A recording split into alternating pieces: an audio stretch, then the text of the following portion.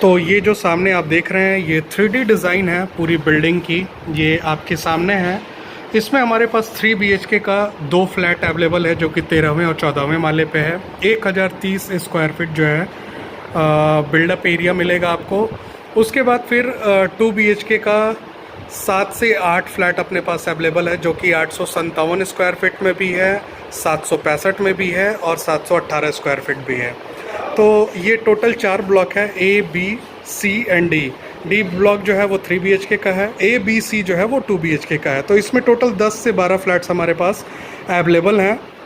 D block में आपको 3 BHK मिल जाएगा 1030 स्क्वायर फीट 13वें एंड 14वें माले पे, और 2 BHK में जो है अपने पास 718, 765 एंड 857 स्क्वायर फीट में जो है 2 BHK अवेलेबल है।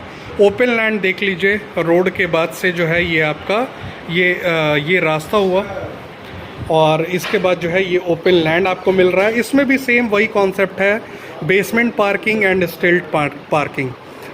देख लीजिए गार्डन ग्रीन एरिया वगैरह जो है ये आपको दिया गया है। पीछे भी सेम वैसा ही जो है आपको मिल रहा है।